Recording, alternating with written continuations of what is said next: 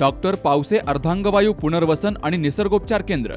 निसर्गरम्य आणि प्रदूषणमुक्त वातावरणात 20 कॉटचे उत्तम मशिनरी आणि सर्व सुविधा उपलब्ध असलेले सुसज्ज निसर्गोपचार केंद्र। अर्धांगवायू, मान, पाठ, कंबर आणि सांधेदुखी, हातापायांना मुंग्या येणं, टाचदुखी, चेहऱ्याचा पॅरालिसिस, ॲक्युपंक्चर, फिजिओथेरपी, जलचिकित्सा, बाष्पचिकित्सा, योग चिकित्सा, मालिश चिकित्सा, चुंबक चिकित्सा, आहार चिकित्सा आणि माती चिकित्सा। संपर्क डॉक्टर रमेश पावसे, ठिकाण हिवरगाव पावसा, रायतेवाडी रोड, तालुका संगमनेर। संपर्क 9623 25 67 22। पाथर्डी तालुक्यातील मढी या ठिकाणी रंगपंचमीला भाविकांचा जनसागर पाहायला मिळाला। लाखो भाविकांनी चैतन्य कानिपनाथांच्या संजीवन समाधीचं दर्शन घेतलंय। अलख निरंजनचा जयघोष तसेच शंख, ताशा आणि डफाच्या गजरामध्ये लाखो भाविकांनी चैतन्य कानिपनाथ महाराजांच्या संजीवन समाधीचं दर्शन घेतलंय। महाराष्ट्र, गुजरात, कर्नाटक आणि आंध्र प्रदेशमधून मोठ्या संख्येनं भाविक यात्रेसाठी दाखल झाले। रंगपंचमी हा नाथांचा समाधी दिन मानला जातो, त्यामुळे या यात्रेला विशेष महत्त्व प्राप्त झालंय। 18 पगड भटक्या जातींचं नाथ संप्रदायातील साधू संतांची मोठ्या प्रमाणामध्ये उपस्थिती होती। मंदिर परिसरासह सुमारे 400 एकर परिसर यात्रामय झाला। मंदिराच्या कळसाला हजारो देवकाठ्या अर्पण झाल्या। मढीची प्रसिद्ध गोडीशेव आणि रेवडीची मोठ्या प्रमाणात विक्री झाली। तर यात्रेदरम्यान वाहतूक कोंडीसह काही किरकोळ चोरीच्या घटनाही घडल्यात। तिसगावकडून मढीकडे येणाऱ्या विशी परिसरात तसेच मढीतील श्रीराम चौक, निवडुंगा मढी, मढी धामणगाव पाथर्डी रोडवरील छत्रपती शिवाजी महाराज चौक ते एसटी स्टँड दरम्यान मोठी वाहतूक कोंडी झाली। दुपारी 3 नंतर वाहतूक हळूहळू सुरळीत झाली। दर्शन बारीत भाविकांसाठी पिण्याच्या शुद्ध पाण्याच्या बाटल्या मोफत देण्याची व्यवस्था केली गेली। गडावरील पैठण दरवाजातून मोठ्या प्रमाणात देवकाठ्या नेल्या गेल्या। मंदिराचे पूर्व आणि पश्चिम दरवाजे भाविकांच्या ये जा करण्यासाठी खुले ठेवले गेले। मंदिर परिसरातील सुमारे 400 एकर क्षेत्रामध्ये वाहनं, नाथभक्त, दुकाने आणि विविध धार्मिक कार्यक्रमांमुळे सर्व परिसर यात्रामय झाला। पोलीस अधीक्षक सोमनाथ घारगे तसेच मराठी चित्रपट अभिनेते भाऊसाहेब शिंदे यांनीही कानिपनाथांचं दर्शन घेतलं। मंदिराच्या गाभाऱ्यात आकर्षक फुलांची सजावट केली गेली। फटाक्यांच्या आतिषबाजीत आणि विद्युत रोषणाईमुळे गड परिसर लखलखीत झाला। यंदा धामणगाव पाथर्डी रोडवर सुमारे 50 एकर जागेवर वाहनतळाची व्यवस्था केली गेली। त्याचा 4 चाकी वाहनं आणि एसटी बससाठी मोठा उपयोग झाला।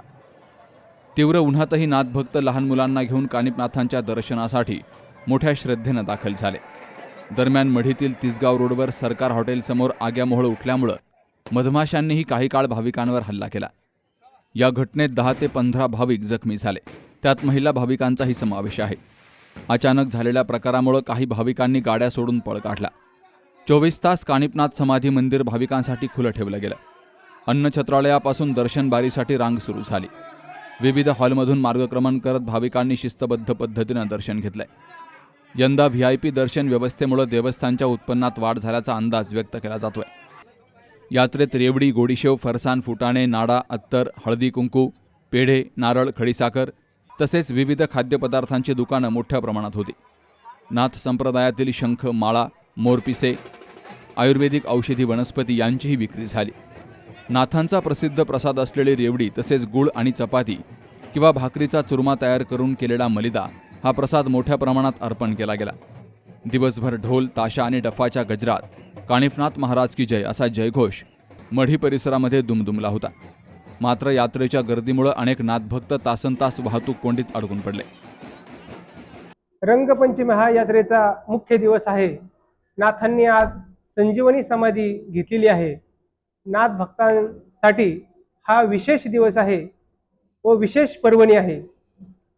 जसं आषाढी एकादशीला पंढरीला वारकरी येतो, त्याप्रमाणे नाथ भक्त या वारीला येतो। भक्तांच्या मूलभूत सुविधा लक्षात घेता विश्वस्त मंडळाने काही चांगले निर्णय घेतलेले आहे। त्यामध्ये पाणी असेल, दर्शन बारी असेल, VIP दर्शन असेल, अन्नदान असेल, सुरक्षा असेल, पार्किंग असेल, रस्ते असतील, असे योग्य नियोजन विश्वस्त मंडळाने केलेले आहे। एकंदरीत पाहता गर्दीचा आलेख या वर्षी वाढलेला आहे आणि म्हणून नाथ भक्तांनी ढोल ताशांच्या गजरामध्ये नाथांचा जयघोष या ठिकाणी केलेला आहे आणि म्हणून विश्वस्त मंडळ नाथ भक्तांचे या ठिकाणी आभारी आहे। त्यांनी जे आम्हाला सहकार्य केलेलं आहे त्याबद्दलही त्यांचे या ठिकाणी विश्वस्त मंडळाच्या वतीने आभार व्यक्त होत आहे।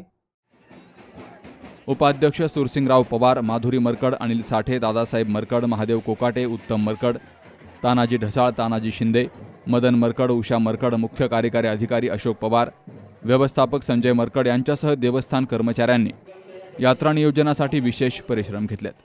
पोलीस निरीक्षक विलास पुजारी यांच्या मार्गदर्शनाखाली यात्रेसाठी चोख बंदोबस्त ठेवला गेला. अमोल कांकरियासह मुकुंद लोहिया, सी न्यूज मराठी, पाथर्डी. आपल्या डोळ्यांची काळजी घेणारं पोखरकर नेत्रालय आता नवीन ठिकाणी सुसज्ज आणि अद्ययावत स्कायलाइट मल्टी स्पेशालिटी हॉस्पिटलमध्ये. डोळ्यांचे विविध आजार, ऑपरेशन्स आणि उपचार आता एकाच ठिकाणी. मोतीबिंदू, काचबिंदू आणि medical retina specialist doctor Santosh Kishore Pokharkar करणार आपल्या डोळ्यांच्या सर्व समस्यांचं परिपूर्ण समाधान. ठिकाण स्कायलाइट मल्टी स्पेशालिटी हॉस्पिटल, देवाचा मळा, बालाजी अपार्टमेंट जवळ, संगमनेर.